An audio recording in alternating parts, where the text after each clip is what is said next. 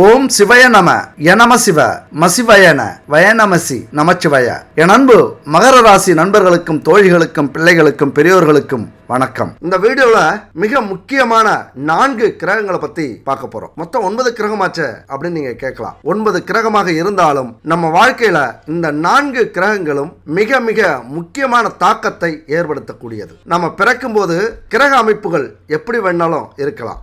ஆனா நம்ம வாழ்ற வாழ்க்கையில ஒவ்வொரு கிரகமும் ஒவ்வொரு தாக்கத்தை நம்ம மேல செலுத்திக்கிட்டே இருக்கும். கோச்சார அடிப்படையில பலன்களை கொடுத்து கொண்டிருக்கிற இந்த 4 கிரகமும் துன்பங்களை எப்படி கொடுக்குது, இன்பங்களை எப்படி கொடுக்குது, என்னென்ன செய்ய போகுது, உங்க வாழ்க்கையில சந்தோஷத்தை அனுபவிக்கணும் அல்லது வாழ்க்கையில தொழில முன்னேறணும், குடும்பத்துல மகிழ்ச்சி இருக்கணும், கடன் பிரச்சனை தீரணும், இன்னும் சொல்ல போனா பணம் நமக்கு வாழ்க்கையில கொட்டணும், சுயமரியாதையோட வாழணும், கௌரவமா வாழணும், அதாவது பூனை மாதிரி இல்லாம சீறி வர்ற கால மாதிரி நம்ம வாழ்க்கையில எப்பொழுதுமே இருக்கணும் அப்படின்னு எல்லாருக்குமே இந்த ஆசைகள் இருக்கும். அப்ப இந்த 4 கிரகங்களுடைய தாக்கம் இந்த ஆசைகளுக்கு மிக மிக முக்கியமானது. இந்த 4 கிரகங்கள் தான் இந்த அத்தனை ஆசைகளையும் நமக்கு நிறைவேற்றக்கூடிய கிரகம். அதனால இந்த வீடியோ மிக முக்கியமான வீடியோ. கடைசி வரைக்கும் ஸ்கிப் பண்ணாம பாருங்க. உங்க வாழ்க்கையை புரட்டி போடக்கூடிய வார்த்தைகள் எங்க வேணாலும் இருக்கலாம். அதனால கடைசி வரைக்கும் பாருங்க. அதுக்கு முன்னாடி ஒரு விளம்பரத்தை பத்தி பார்க்கலாம். குட் பேபி இன்னைக்கு எந்த பொருளை எடுத்தாலும் கலப்படம், டூப்ளிகேட், ரசாயனம், தரம் குறைவான பொருட்கள் தான் அதிகமாக நமக்கு கிடைக்குது. நம்ம உடல்நலத்தையும் கெடுத்துக்கிட்டு இருக்கு. அது பூஜை பொருட்கள்லையும் இருக்கு, அங்கேயும் விட்டு வைக்கல. நம்ம வீட்டுக்கு தேவையான பூஜை பொருட்களை தரமா இயற்கையா கலப்படம் இல்லாம வாங்கணும் அப்படின்னு நினைச்சீங்கன்னா இந்த குட் பேபி நம்பருக்கு கால் பண்ணுங்க. 9043688626 தொடர்பு கொண்டீங்க அப்படின்னா இவங்கள்ட்ட புதுமையான பூஜை பொருட்கள், இந்த காலத்துக்கு தேவையான அத்தனை பொருட்களும் இருக்கு. யாருமே இதுவரைக்கும் தயாரிக்காத 9 வகையான பூஜை பொருட்கள் கலந்த பச்சரிசி கோலமாவு கட்டி, கோலமாவு பச்சரிசியால் அரைச்சி பயன்படுத்துவோம். அதை இவங்க கட்டியா ரெடி பண்ணி தராங்க. அதை நீங்க கரைச்சி யூஸ் பண்ணிக்கலாம். அதிலே பவுடர், இது வரைக்கும் பொடியில தான் செஞ்சிருப்போம், பார்த்திருப்போம். ஆனா இவங்க பச்சரிசியில பவுடர் செய்றாங்க. பூச்சி எறும்புகளுடைய அந்த புண்ணியங்கள் நமக்கு கிடைக்கக்கூடிய அற்புதம் இந்த கோலமாவு கட்டிலையும் பவுடர்லையும் கிடைக்குது.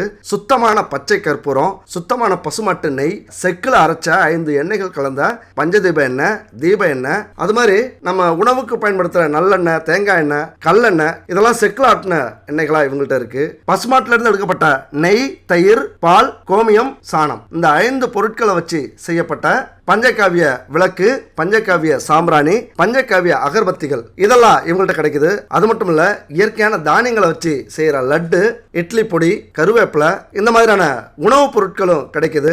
அதுபோல தேங்காய் எண்ணெய், 52 மூலிகை கலந்த தலையில தடவக்கூடிய தேங்காய் எண்ணெய்கள் இவங்கள்ட்ட கிடைக்குது. இப்படி இயற்கையா தரமா சுத்தமா கலப்படம் இல்லாத பொருட்களை வச்சு செஞ்ச 30 வகையான பூஜை பொருட்களும் உணவுப் பொருட்களும் இவங்கள்ட்ட இருக்கு. வாங்கி பயன்படுத்திங்க.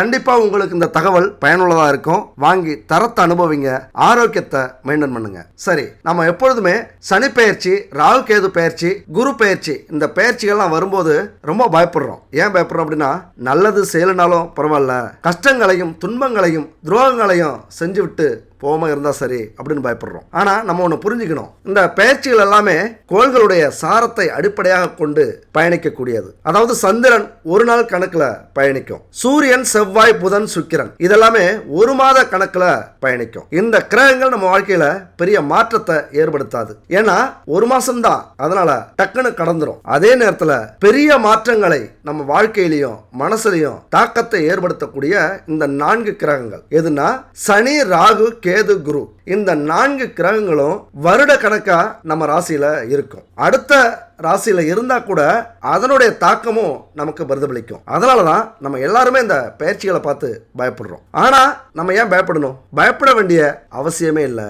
மடியில கனம் இல்லைன்னா வழியில பயம் இல்லை அப்படிங்கிற ஒரு பழமொழி உண்டு, கிராமத்துல சொல்லுவாங்க. ஏதாவது நம்ம பொருள் எடுத்துட்டு போனதான் எவனாவது திருடிடுவானோ அப்படின்னு நம்ம பயப்படணும். அதுபோல நம்ம வாழ்க்கையில யாருக்காவது துரோகம் செஞ்சோம், யாருக்காவது கஷ்டத்தை ஏற்படுத்தணும், யாரு பொருளையாவது அபகரிச்சோம், கெட்ட வழியில போறோம், கெட்ட வழியில பணம் சம்பாதிக்கிறோம், குடும்பத்துக்கு நேர நேர்மையா இல்லாம குடும்பத்தை கஷ்டப்படுத்திட்டு இருக்கோம் அப்படின்னா தான் நம்ம கவலைப்படணும். அதே நேரத்தில் இதுல எதுவுமே செய்யாம நம்ம பிறந்தோம், நேர்மையா வாழ்ந்தோம், நல்லா உழைச்சி குடும்பத்தை காப்பாற்றணும், நம்முடைய சந்ததியினருக்கு நேர்மையான வழியில பணத்தை சம்பாரிச்சு கொடுத்தோம், பல புண்ணியங்களை சேர்த்தோம், அடுத்தவங்களுக்கு உதவி செஞ்சு அப்படின்னா பயப்பட வேண்டிய அவசியமே இல்லை, எவ்வளவு பெரிய கிரகங்கள் வந்தாலும் சரி. அதுபோல நம்ம பிறக்கிற ஜாதகம் இருக்குல்ல, திசா புத்தியை தாண்டி எந்த ஒரு கோச்சார கிரகங்களும், அதாவது மாசம் வரக்கூடிய கிரகங்களும் பெரிய நன்மை தீமைகளை நம்ம வாழ்க்கையில் ஏற்படுத்தவே முடியாது. இதுதான் விதி. ஆனாலும் இந்த அடிக்கடி மாறக்கூடிய கிரகங்கள் இருக்குல்ல, அந்த கிரகங்கள்ல நமக்கு ஏதாவது கஷ்டங்களை ஏற்படுத்தினா அதை நம்மளால சரி பண்ண முடியும். அதாவது அந்த விதியையே நம்முடைய மதியால மாற்றிக்கொள்ள முடியும் அப்படிங்கிறது தான் விதி. நம்ம பிறக்கும் போது நம்ம தலையில ஸ்ட்ராங்கா எழுதி வச்சிருந்தாலும் நம்ம வாழ்ற வாழ்க்கையில நம்முடைய புத்தியையும் சிந்தனையையும் உடல் உழைப்பையும் பயன்படுத்தி எப்படி வாழ்க்கை நடத்துறோம் அதை பொறுத்து நம்முடைய விதி மாறக்கூடியதாக இருக்கலாம். அது நம்ம கையில இருக்கு. விதி இறைவன் கையில இருந்தாலும் அதை வெற்றி கொள்ளக்கூடிய மதி நம்ம கையில இருக்கு, நம்ம உடம்புல இருக்கு. அதனால கிரக மாற்றங்களுக்கு ஏற்ப நம்முடைய செயல்பாடுகளை மாத்திக்கிட்டோம் அப்படின்னா பெரிய துன்பங்களிலிருந்து, பெரிய கஷ்டங்களிலிருந்து, பெரிய பிரச்சனைகளிலிருந்து நம்ம தப்பிச்சுக்கலாம். பெரிய யோக பலன்களையும் அதிர்ஷ்டங்களையும் பெற்றிடலாம். எந்த பயிற்சி நடந்தாலும் பயம் இல்லாம தைரியமா எப்பொழுதுமே நீங்க இருங்க. குலதெய்வத்தை வழிபடுங்க. எப்பொழுதுமே வீட்லயும் சரி 3 மாதங்களுக்கு ஒரு முறை குலதெய்வ கோயிலுக்கு போங்க. வருஷத்துக்கு ஒரு முறை பூஜை பண்ணுங்க. குலதெய்வத்தை கையில பிடிச்சிங்க. அதுபோல உங்களால என்ன செய்ய முடியுமோ அடுத்தவர்களுக்கு உதவி, உங்களது வருவாய்க்கேற்ற, உங்கள்கிட்ட இருக்கிற பொருளுக்கேற்ற தான தர்மங்களை செஞ்சு இல்லாதவர்களுக்கு கொடுத்து, ஏழைகளுக்கு கொடுத்து, முடியாதவர்களுக்கு உதவி செஞ்சு புண்ணியங்களை சேருங்க.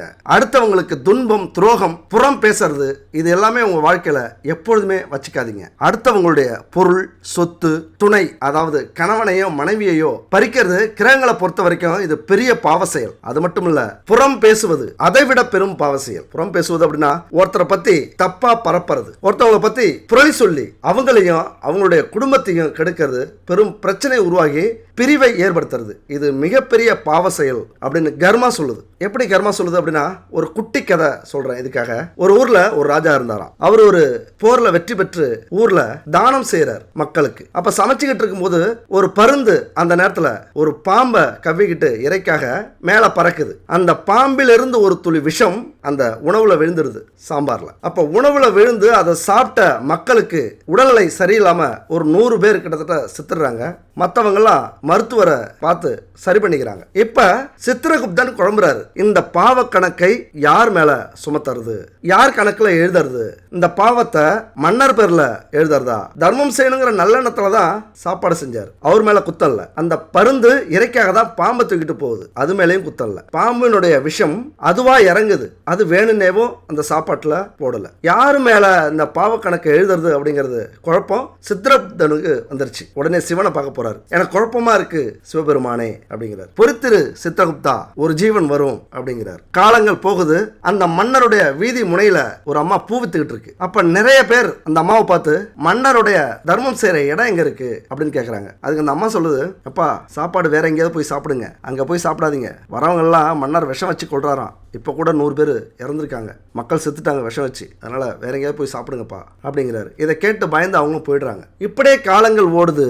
அப்ப சித்திரகுப்தனை சிவன் கூப்பிடுறாரு. சித்திரகுப்தா, நீ கேட்டியே, இப்ப எழுதிக்க யார் கணக்குல இந்த பாவத்தை எழுதுறது அப்படின்னு. அப்ப இந்த பாவ கணக்கை யார் கணக்குல எழுதினாரு இந்த வீடியோட கடைசியா நம்ம பார்க்கலாம். இப்ப மகர ராசி நண்பர்களுக்கு குரு பகவான் எந்த இடத்துல இருந்து என்ன மாதிரி பலன்களை கொடுத்து கொண்டிருக்கிறார், எப்படி நீங்க உங்களுக்கான பலன்களை பெறலாம், எதுல முயற்சி பண்ணீங்க அப்படின்னா முன்னேற்றத்தை அடையலாம். இப்ப குரு பகவான் 5ஆம் இடத்தில் அமர்ந்திருக்கிறார். இதுவரைக்கும் 4ஆம் வீட்டில் அமர்ந்து பெரிய தடுமாற்றத்தை கொடுத்து கொண்டிருந்தார். எந்த ஒரு சந்தோஷத்தையும், இன்பத்தையும், நிம்மதியையும் அனுபவிக்க விடாமல் பல கிரகங்கள் தடுத்து கொண்டிருந்தது. குரு பகவான் உங்களுக்கு நல்லது செய்ய முடியாம தவிச்சுக்கிட்டு இருந்தார். இப்ப 5ஆம் இடமான பூர்வ புண்ணிய ஸ்தானத்துல அமர்ந்திருக்கிறார். இதுல உள்ள வந்த உடனே அள்ளி கொடுக்கிறதோட மட்டும் இல்லாம உங்க வாழ்க்கைக்கான அஸ்திவாரத்தை அமைத்து கொடுக்க போகிறார். அடித்தளத்தை ஸ்ட்ராங்கா போட போறார். ஏன்னா இது வரைக்கும் ஒரு பிடிப்பே இல்லாம வாழ்ந்தாச்சு. பயங்கர போராட்டம். ஒரு அடி மேல ஏறினா 2 அடி கீழே வழுக்குது. வரவுக்கும் செலவுக்கும் சரியா இருக்கு. குடும்பத்துல சந்தோஷம் அப்படிங்கறதே இல்ல. ஏதாவது ஒரு பிரச்சனை தலை தூக்கிட்டே இருக்கும். இன்னும் சொல்ல போனா சில குடும்பங்கள் கூட பிரிந்து வாழக்கூடிய அமைப்பு கூட இருக்கலாம். இதுக்கு எல்லாமே காரணம் 7.5 சனி. 7.5 சனி இப்ப பாதச்சனியில நிக்குது. அது எப்பேற்பட்ட மனிதனாக இருந்தாலும் சரி, ஒரு ஆட்டி வைத்து விட்டு தான் போகும். ஏன் அப்படின்னா, உச்சபட்சமாக நம்முடைய முன்ஜென்ம பாவ வினைகளுக்கு தண்டனையை கொடுக்கக்கூடிய முக்கியமான காலகட்டம் இந்த 7.5 சனி தான். இந்த 7.5 சனியில எல்லாத்தையும் முடிச்சிட்டு போயிடுவார். எப்படியும் இந்த 5 வருஷம் போயாச்சு, 6 வருஷமும் போயாச்சு, இன்னும் 1.5 ஆண்டுகள் தடுமாறி போயிட்டு இருக்கீங்க. அதுல இந்த பாதச்சனியில வரக்கூடிய இந்த குரு பகவான் இந்த 7.5 சனியும் தாண்டி உங்களுக்கு அற்புதமான வாழ்க்கையை நிலைநிறுத்துகிறார். அஸ்திவாரத்தை ஸ்ட்ராங்கா போடுறார். குடும்பத்தில் ஏற்பட்டிருக்கிற சண்டை சச்சரவுகளுக்கு தீர்வை கொடுக்கிறார். வாக்குவாதமே வேண்டாம் புரிய வைக்கிறார். ஒரே வீட்டுக்குள்ளார இருப்பீங்க, ஒட்டும் வேண்டாம் உறவும் வேண்டாம். ரொம்ப காலமா இருக்கும் பேசி பழகி, ஒரு வீட்டில் இருந்தாலும் நீ யாரோ நான் யாரோ இப்படி வாழ்ந்துகிட்டு இருக்கிற சூழ்நிலை இருக்கும். அதெல்லாம் மாறி இந்த குடும்பத்தில் நம்ம 2 பேரும் ஒன்னா பிறந்ததுக்கு கொடுத்து வச்சிருக்கணும் அப்படின்னு நினைக்கக்கூடிய அளவுக்கு காலகட்டம் மாறும். இந்த குரு பகவான் அப்படி நினைக்க வைப்பார், சாதகமா மாத்துவார். இப்ப பார்வை பலனை பார்த்தோம் அப்படின்னா, ராசிக்கு குரு பகவானின் பார்வை கிடைக்கிறதுனால எதையோ இழந்தது போல இருந்த உங்கள் முகம் அப்படியே மலரும், அழகு கூடும், இளமை ஆர்ப்பரிக்கும். கூட்டத்துல போனா கூட பளிச்சுன்னு தெரிவிங்க. உங்க மீது அடிக்கிற ஒளி இருக்குல்ல, உங்களை சுற்றி ஒரு ஒளிவட்டம் தோன்றும். அது எவ்வளவு கூட்டத்துல இருந்தாலும் தனியா தெரிவிங்க. நம்பிக்கை அதிகரிக்கும். அந்த நம்பிக்கை உங்கள் உடலிலும் தெரியும், உள்ளத்திலும் தெரியும். அப்படியே சுறுசுறுப்பா இருப்பீங்க. எதையோ சாதிக்க பிறந்தவர்களாக உணர்வீர்கள். அந்த நம்பிக்கை வந்துவிடும். ஏன்னா ராசியை பார்க்கறது குரு பகவான் அவ்வளவு சாதாரண விஷயம் இல்ல. ஒட்டுமொத்த உங்க வாழ்க்கையை தூக்கி நிறுத்தும். கொஞ்சம் கொஞ்சமா இந்த 6 வருஷம் படுற கஷ்டமெல்லாம் விலகிறத நீங்க பார்ப்பீங்க. ஏதோ உங்க கண்ணுக்கு முன்னாடி எதிர்கால வாழ்க்கை தெரியறதா உணர்வீங்க. அதுதான் இந்த குரு பகவானின் ராசி மேல விழுற பார்வை. அடுத்து பார்த்தோம்னா 9ஆம் வீட்டு குரு பகவான் பார்வை எப்படி இருக்கும் அப்படின்னா, தந்தையிடம் இருந்து வந்த கருத்து வேறுபாடுகள் நீங்கும். பிரிந்து போன உறவினர்கள் ஒன்று சேர்வார்கள். அவர்களால ஆதாயம் உங்களுக்கு கிடைக்கும். அதிகார பதவிகள் போட்டி போட்டு உங்களை தேடி வரும். உங்களுக்கு ஏதாவது ஒரு உதவி செஞ்சிடணும், அவ்வளவு நன்றி கடன் உங்களுக்கு பட்டிருக்கிறார்கள். ஏதாவது ஒரு உதவி செஞ்சிடணும் அப்படின்னு முனைப்பா செயல்படுவாங்க. உங்களிடமிருந்து உதவியை பெற்றவர்கள். அப்படி ஒரு காலகட்டம் இது. அதுபோல 11வது வீட்டை குரு பகவான் பார்க்கிறார். மூத்த சகோதர சகோதரிகள் எவ்வளவோ பிரச்சனை பண்ணிருப்பாங்க. சொத்து பிரச்சனை, குடும்ப பிரச்சனை, இப்படி பிரச்சனைகள் செய்திருந்தாலும் அது எல்லாமே நீங்க ஒன்னு சேர போறீங்க, ஒன்னு சேருவீங்க. பாசமழை பொழிவார்கள். உங்க குடும்பத்துல சுப நிகழ்ச்சிகள் நடக்கும். அந்த சுப நிகழ்ச்சிகள்ல ஏதோ எங்க இருந்தோ வெளியூருக்கு போயிட்டு வந்தவங்க மாதிரி, வெளிநாட்டுக்கு போயிட்டு வந்தவங்க மாதிரி அப்படி சந்தோஷமா ஒன்று கூடுவார்கள். அதுபோல இழுபறியான இருந்த பல காரியங்கள் நடக்கும். வழக்குகள் உங்களுக்கு சாதகமா வரும். கனவு தொல்லை, தூக்கம் இல்லாத இருந்த காலகட்டம் இதெல்லாம் விலகும். மனைவியை சந்தோஷப்படுத்துவீங்க. வாடா கண்ணு, வாடா தங்கம், இப்படி கொஞ்சுவீங்க, கெஞ்சுவீங்க. அவங்களுக்கு பிடிச்ச விஷயங்களா வாங்கி கொடுத்து சந்தோஷப்படுத்துவீங்க. நகை, பட்டு புடவை, பிடிச்ச இடத்துக்கெல்லாம் கூப்பிட்டு போவீங்க. என்னாச்சு உங்களுக்கு, ஏன்னா புதுசா கல்யாணம் ஆனது மாதிரி அப்படிம்பாங்க. அப்படி குரு பகவான் உங்க வாழ்க்கையில திக்கு முக்காட வைக்க போகிறார். குடும்பத்துல கணவன் மனைவிக்குள்ளார பல சந்தோஷங்களை இழந்திருப்பீங்க. ஏன்னா அவ்வளவு கஷ்டம். ஒரு தொழில் இருந்திருக்கும், வேலை இருந்திருக்கும், ஆனா பணத்துக்கு எந்நேரமும் கஷ்டம். தொழில் இருந்தா வாடிக்கையாளரை பார்க்கறது பெரிய அரிதா இருக்கும். உங்களுக்கு தொழிலை பொறுத்த வரைக்கும் வாடிக்கையாளர்கள் நிறைய இருக்க மாட்டாங்க. 1-2 வாடிக்கையாளர்கள் வந்தாலும் அவர்கள் உயர்ந்த வருமானத்தை கொடுக்கக்கூடியவர்களாக இருப்பார்கள். அதே மாதிரி உங்க தொழில சிறப்பா செயல்படுறது மாதிரி இருக்கும், பணம் காசு வர்றது மாதிரி இருக்கும். ஆனா வந்த இடம் தெரியாம போயிடும். அடுத்த இஎம்ஐ கட்டுறதுக்கு, வீட்டு வாடகை கொடுக்கறதுக்கு, சம்பளம் கொடுக்கறதுக்கு இப்படி தடுமாறுவீங்க. இந்த தடுமாற்றத்துல குடும்பத்துல பல பிரச்சனைகள் நடந்திருக்கும் கணவன் மனைவிக்குள்ளார. இப்ப அதையெல்லாம் எதையாவது வாங்கி கொடுத்து நடிச்சாவது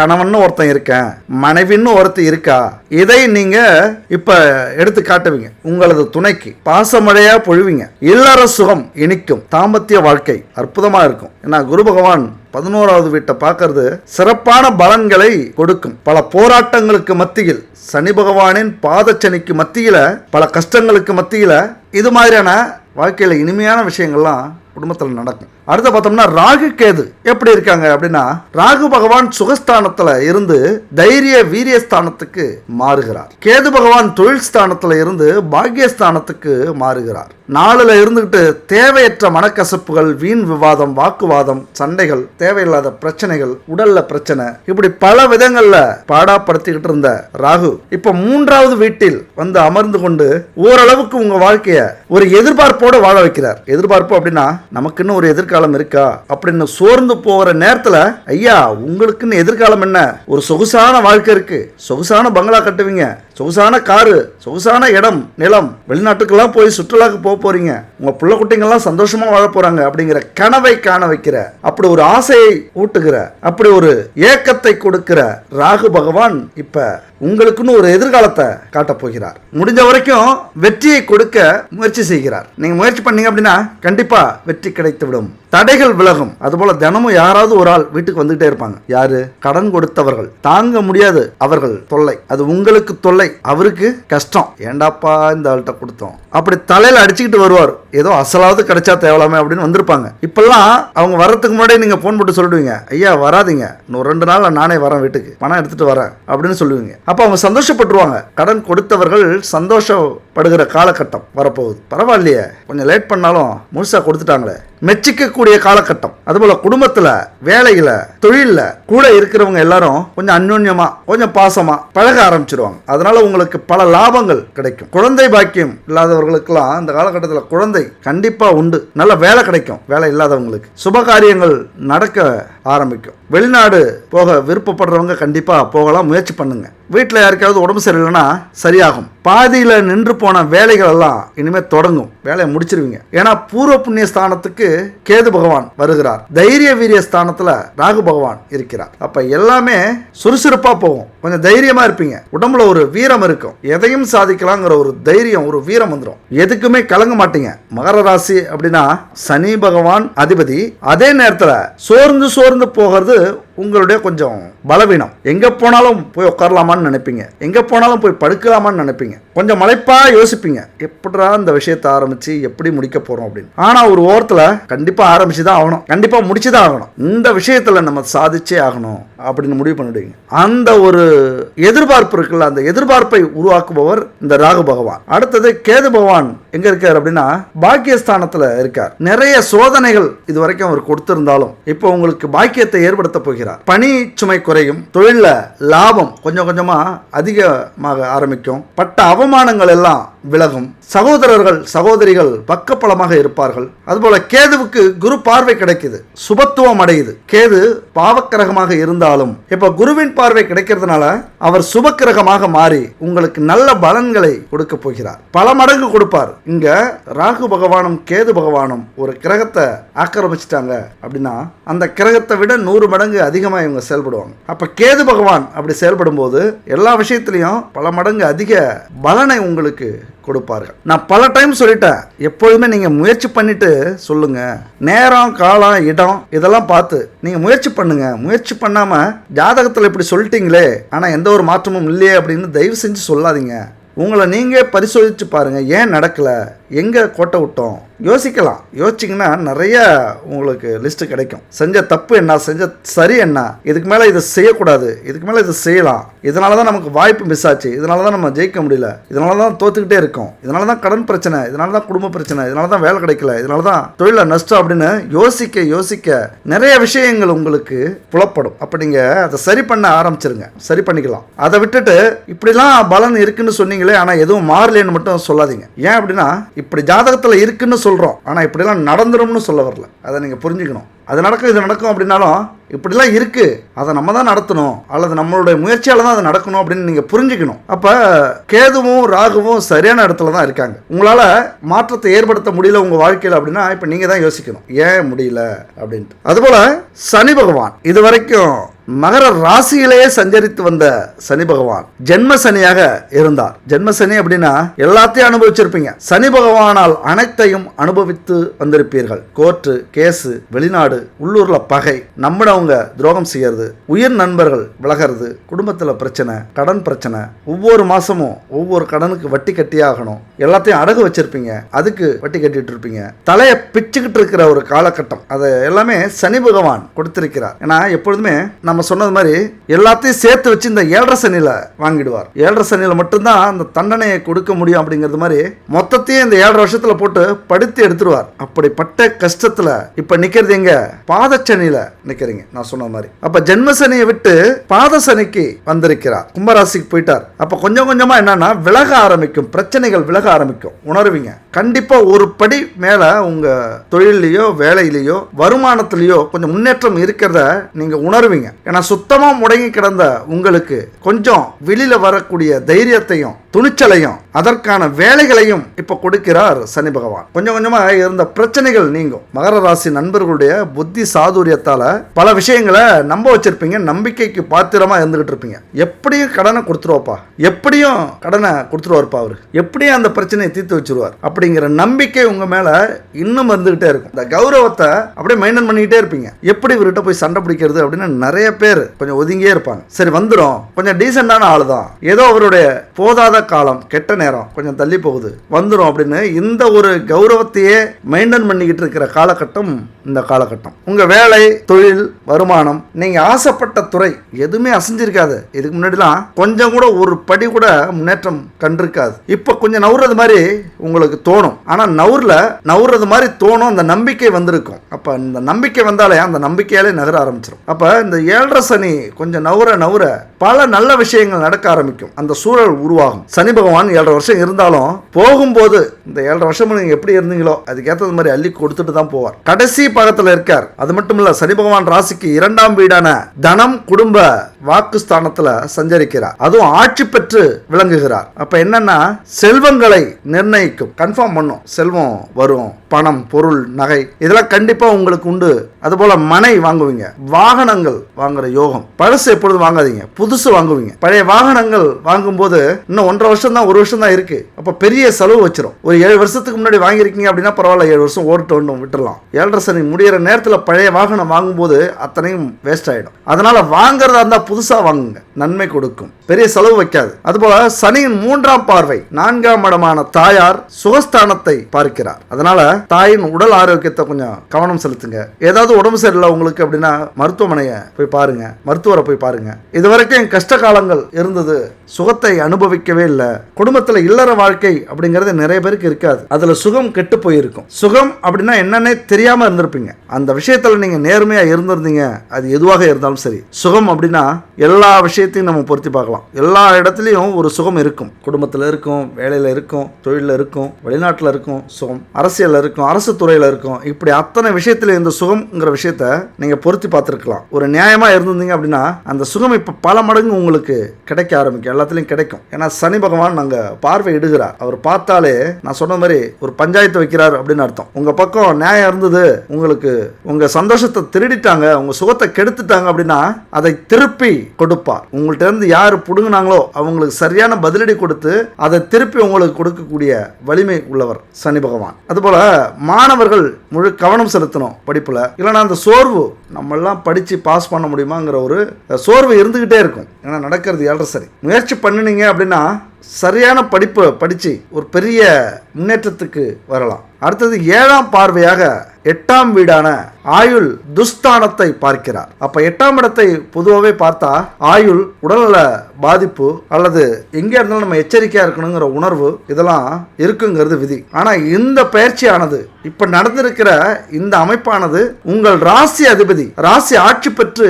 இருக்கிறார். அதனால நீங்க பயப்பட வேண்டிய அவசியமே இல்லை. அதுதான் மகர ராசிக்கு ஒரு பெரிய நல்ல விஷயம். ஆரோக்கிய பாதிப்புலாம் வராது. எல்லாருக்கும் நடக்கிறது மாதிரி உங்களுக்கு நடக்காது. ஏன்னா நீங்க அவங்க குடும்பத்தில் இருக்கிறவங்க யாராரு, மகரமும் கும்பமும். ஆனா அடுத்தவர்கள் எல்லாம் உறவினர்கள், மற்ற ராசிக்காரங்க எல்லாருமே. அப்ப நம்ம வீட்டிலே இருக்கிற அதிபதிகள், பெரியவர்கள், குலதெய்வங்கள் நமக்கு துரோகம் பண்ணுமா, நம்மளை கஷ்டப்படுத்துமா, சோதிக்கும். குடும்பத்துல பிரச்சனைகள் நடக்கிறது சகஜம், தண்டிக்கிறது சகஜம். யாரு பெத்தவங்க தண்டிக்கிறதோ, முன்னோர்கள் தண்டிக்கிறதோ இதெல்லாம் சகஜம் தான். ஆனா கைவிட்ட மாட்டாங்க. எப்பொழுதுமே அந்த ஒரு பாசம் இருந்துகிட்டே இருக்கும். நம்ம குடும்பத்துல பிறந்தவங்க, நம்ம குடும்பத்துல வாழ்றவங்க, நம்ம ரத்த உறவு அப்படிங்கிற ஒரு பிணைப்பு இருந்துகிட்டே இருக்கும். 1000 பிரச்சனைகள் இருந்தாலும் விட்டு கொடுக்க மாட்டாங்க. குடும்பத்துல வேணா சண்டை நடக்கலாம், 1000 சோதனைகளை கொடுக்கலாம் சனி பகவான். ஆனா அடுத்தவர்கள்னு வரும்போது உங்களை விட்டு கொடுக்க மாட்டாங்க. குடும்ப உறுப்பினர்கள் மாதிரியே வேற யாராவது உள்ள வந்துட்டா அவ்வளவுதான், விட்டே கொடுக்க மாட்டாங்க. அது போல சனி பகவான் சோதிப்பாரு, கஷ்டப்படுத்துவாரு, துன்பத்தை கொடுப்பாரு, கண்டிப்பாரு, பாடங்களை கற்றுக் கொடுப்பார். ஆனா கைவிட்டுற மாட்டாரு. கடைசியில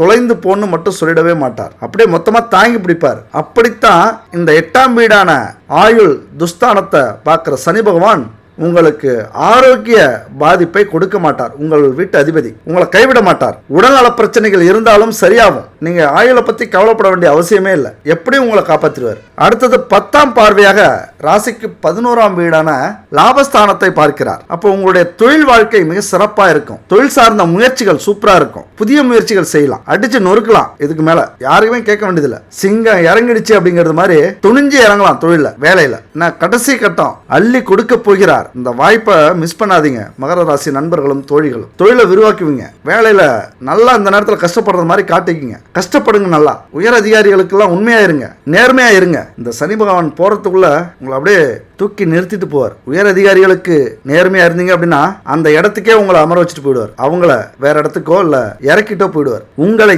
தூக்கி வைத்து கொண்டாடி விட்டு போவார். வேலை செய்யற இடத்துலயோ தொழில நேர்மையா இருக்கீங்க, வாடிக்கையாளர்களை கஷ்டப்படுத்தல, அவர்களுடைய பணத்தை நேர்மையான முறையில தான் வாங்குறீங்க அப்படின்னா எந்த ஒரு நிறுவனமாக இருந்தாலும் நம்பர் 1 நிறுவனமாக உங்கள் நிறுவனம் வரும். ஏன்னா 11ஆம் வீடான லாபஸ்தானத்தை பார்க்கிறார். அள்ளி கொடுப்பார். நீங்க கடைபிடிக்க வேண்டிய ஒரே விஷயம் நேர்மையா இருக்கணும். லாபம் உங்களுக்கு வருது அப்படின்னா அது நேர்மையான வழியில வரணும். அனாவசியமா வரக்கூடாது. கெட்ட பாதையில வரக்கூடாது. லஞ்சம் அதுல வரக்கூடாது. சட்டத்துக்கு புறமான வழிகளில் வரக்கூடாது. அடுத்தவங்க வயிற்றுல அடிச்சு வரக்கூடாது. அது மாதிரி சொத்துக்கள் நியாயமான முறையில எந்த ஒரு விஷயம் நீங்கள் செஞ்சாலும், வேலை செஞ்சாலும், தொழில் செஞ்சாலும் அதிக அளவு லாபத்தை அள்ளி கொடுக்கக்கூடிய காலகட்டம் இது. தொழிலாம் சிறப்பா இருக்கும், அற்புதமா இருக்கும். உங்க தொழில் நிறுவனம் இன்னும் ஒரு படி மேல சிறப்பா இருக்கணும் அப்படின்னா தினமும் பூஜை பண்ணுங்க, தீபம் ஏத்துங்க, கற்பூரம் ஏத்துங்க, அகர்பத்தி, பஞ்சபூதங்களை வசியப்படுத்தக்கூடிய பஞ்சகவ்ய விளக்கு, பஞ்ச தீப எண்ணெய், பஞ்சகவ்ய சாம்பிராணி, பஞ்சகவ்ய அகர்பத்தி, இப்படி பசுமாட்டிலிருந்து எடுக்கப்பட்ட நெய், கோமியம்,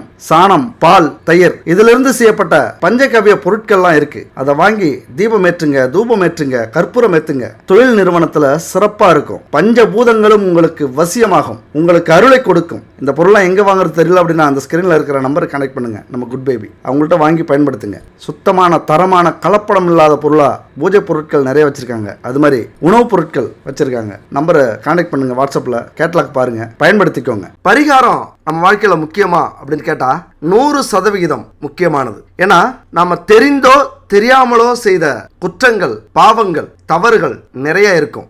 அதுல ஒவ்வொன்றுக்கும் ஒரு எதிர்வினைகள், கர்ம வினைகள் நடந்துகிட்டு இருக்கும். அதை முழுசா நம்மளால நீக்க முடியலனாலும் குறைச்சிக்கலாம். இறைவன் கொடுக்கிற அந்த தண்டனையிலிருந்து நாம கொஞ்சம் விடுபடலாம். அதாவது நீயா எடுத்துக்கிறியா, நானா கொடுக்கட்டுமா, இறைவன் கேட்கிறார். அப்போ மனிதன் என்ன நினைக்கிறான், நம்மளாவே எடுத்துப்போம்.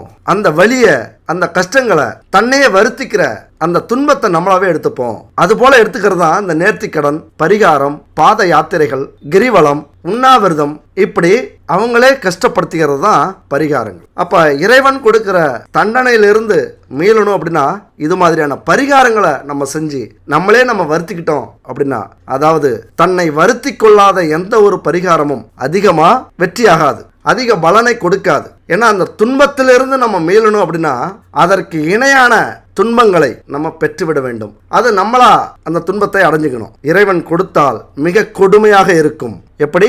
மிக மிக கொடுமையாக இருக்கும். ஏண்டாப்பா இந்த ஜென்மம் எடுத்தோம், இந்த மனித பிறவி ஏன் எடுத்தோம், நமக்கு ஏன் இப்படி வந்தது அப்படின்னு நம்ம நினைக்கணும். நோய், கடன் பிரச்சனை, கடன் மன உளைச்சல், கோர்ட்டு கேஸு, வம்பு வழக்கு, இப்படி பல துன்பங்களை நம்ம அனுபவிக்க வேண்டி வரும் கடவுளா கொடுக்கும்போது. அதனாலதான் இந்த பரிகாரங்களை நம்மளே செஞ்சோம் அப்படின்னா, நம்மளே அதற்கு இணையான வருத்தத்தை, உடலை வருத்திக்கிட்டோம் அப்படின்னா கண்டிப்பா பாவங்கள் குறையும், இறைவன் கொடுக்கக்கூடிய தண்டனைகள் குறையும். அப்ப சனி பயிற்சி, குரு பயிற்சி, ராகு கேது பயிற்சி இதெல்லாம் மிக முக்கியமானது நம்ம வாழ்க்கையில. ஏன் அப்படின்னா 1 வருஷத்துக்கு மேல இருக்கக்கூடியது. சனி பயிற்சிலாம் 2.5 ஆண்டுகள் நம்ம வாழ்க்கையில தொடர்ந்து இருக்கும். அதனால இந்த 4 கிரகங்களால ஏற்படக்கூடிய தோஷங்கள் மிக கொடுமையானது. திருமணம் தடைபடும், திருமணம் ஆனவங்களுக்கு குழந்தை பாக்கியம் தள்ளி போகும், நோய், தீராத நோய், கஷ்டங்கள், துன்பங்கள், அவமானங்கள், கௌரவ பிரச்சனை, துரோகங்கள், எதிரிகளுடைய தொல்லை, அதுபோல தொழில் முடக்கம், வேலை இல்லாம விரட்டப்படுறது,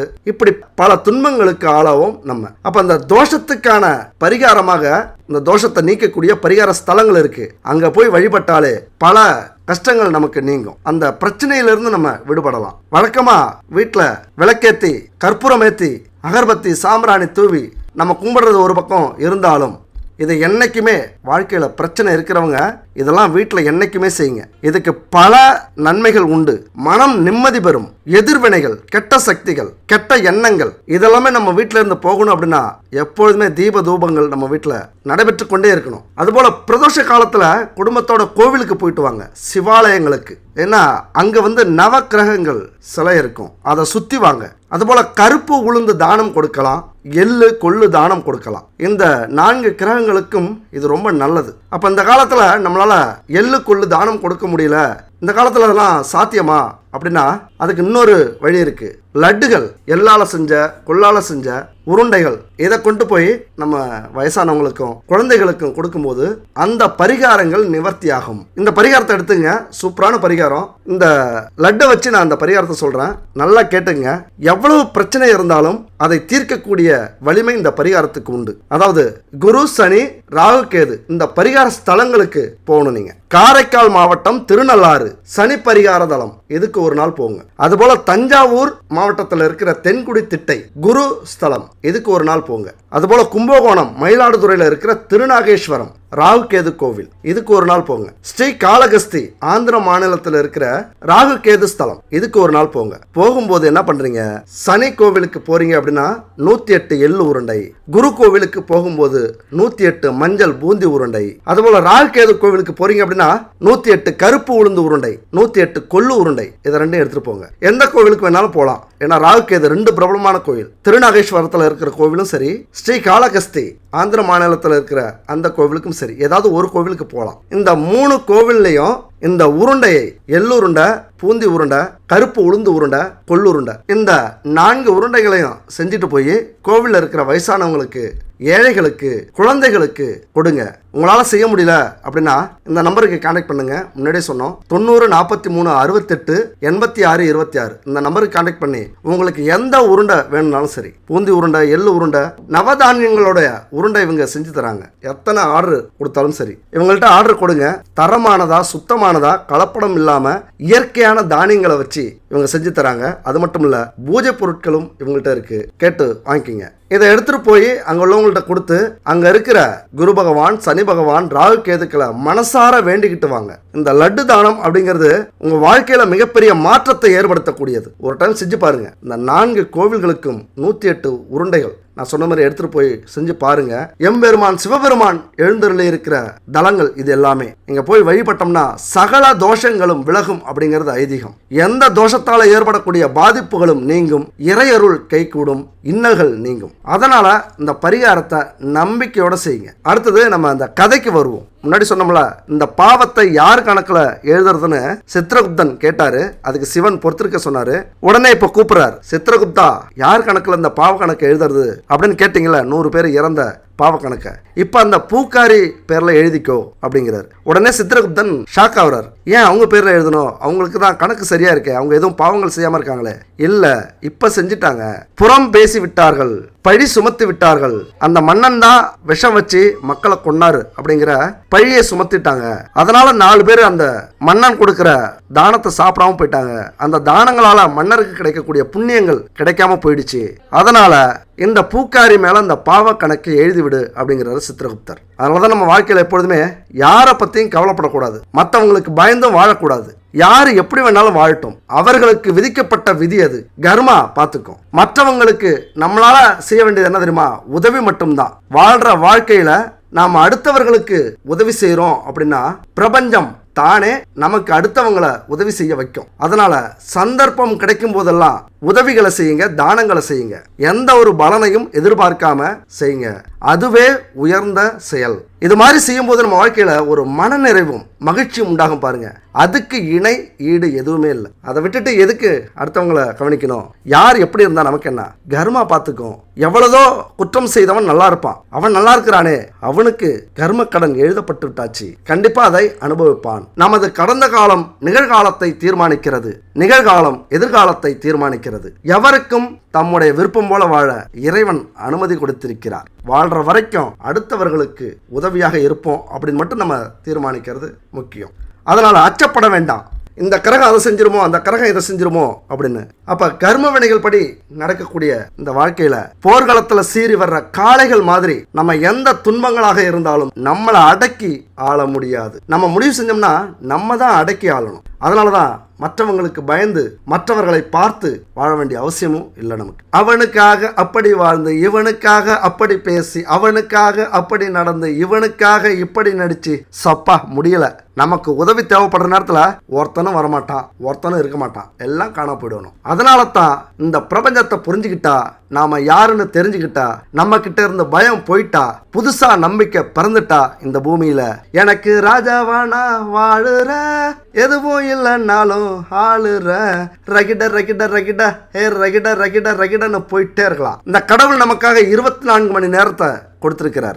ஆன்மீகம், நேர்மை, உழைப்பு, உதவி, இந்த நாளையும் வச்சுக்கிட்டு நம்ம திறமையை காட்டி எந்த அளவுக்கு உயர முடியுமோ அந்த அளவுக்கு உயருங்கள். அடுத்தவரோட ஒப்பிட்டு நம்ம பொன்னான நேரத்தை வீணடிக்க வேண்டாம். வாழ்க்கை எல்லாருக்கும் ஒரே மாதிரியான சந்தர்ப்பங்களையும் வாய்ப்புகளையும் கொடுக்காது. அப்படி கிடைக்கிற வாய்ப்பை இழக்காம பயன்படுத்திப்போம். வாழ்க்கை சிறப்பா அமையும்.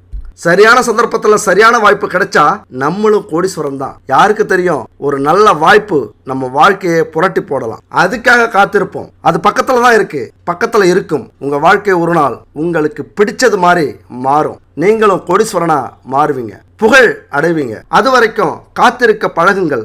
காய் கனியாகும் வரைக்கும் காத்திருங்கள். உங்க நேர்மையான உழைப்பு வெற்றியாகும் வரை காத்திருங்கள். என்னைக்கும் சிவன் இருக்க எவனுக்கும் பயப்படாதீங்க. நீங்கள் வெற்றி பெற என் மனமார்ந்த வாழ்த்துக்கள். நன்றி, வணக்கம்.